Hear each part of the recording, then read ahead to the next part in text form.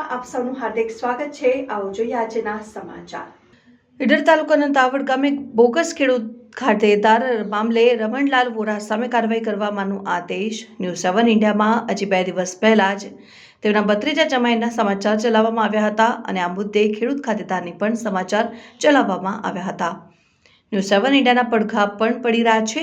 આ મામલે કલેક્ટર નાયબ નિયમો અનુસાર કાર્યવાહી। ન્યૂઝ 7 ઇન્ડિયામાં તમારું સ્વાગત છે। હું છું પરમાર ભગીરથસિંહ।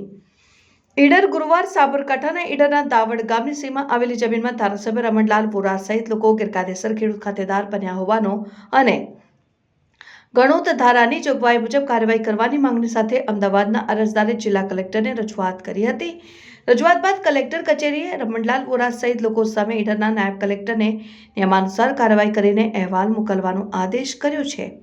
ખેડૂતના લાભ મેળવવા ખોટા દસ્તાવેજ આધારે ખેડૂત બનવા મામલે ઈડરના ધારાસભ્ય રમણ વોરા એક બાદ એક કરતું સામે આવી રહ્યા છે। ગાંધીનગરના પાલેજની જમીનમાં ખોટી રીતે નામ દાખલ કરવાનો વિવાદ તો હજુ શમ્યો નથી, ત્યાં તો ઈડરના દાવડની સીમની જમીન બાબતે પણ આક્ષેપો થતા કલેક્ટર તંત્રએ કાર્યવાહી માટે તજવીજ હાથ ધરી છે।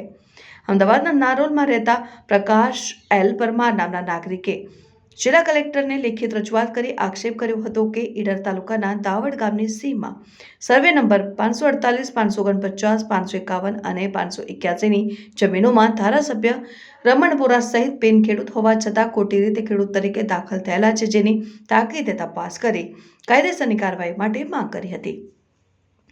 અરજદારે આ સમગ્ર પ્રકરણમાં ગણોત ધારા હેઠળ કાર્યવાહી કરવા રજૂઆત કરેલી હોવાથી આખરે કલેક્ટર કચેરી લેખિત થકી ઈડરના નાયબ કલેક્ટરને નિયમાનુસાર કાર્યવાહી કરી આધાર પુરાવા સાથેનો અહેવાલ મોકલી આપવા જણાવ્યું હતું। કલેક્ટર કચેરીએ ધારાસભ્ય સામે અરજીમાં ત્વરિત તપાસના આદેશ આપતા આગામી દિવસોમાં ધારાસભ્ય મુશ્કેલીમાં સમગ્ર પ્રકરણમાં ગણોત ધારા હેઠળ કાર્યવાહી કરવા રજૂઆત કરેલી હોવાથી આખરે કલેક્ટર કચેરી લેખિત થકી ઈડરના નાયબ કલેક્ટરને નિયમાનુસાર કાર્યવાહી કરી આધાર પુરાવા સાથેનો અહેવાલ મોકલી આપવા જણાવ્યું।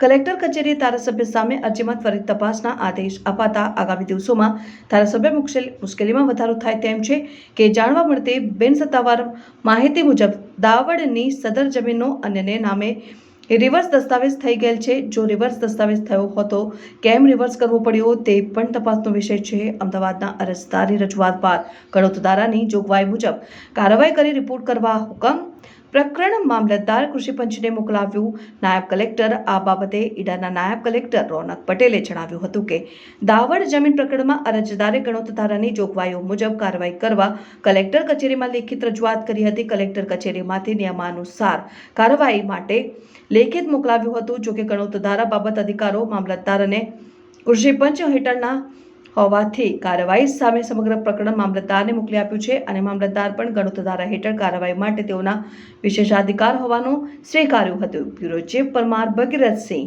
News 7 India.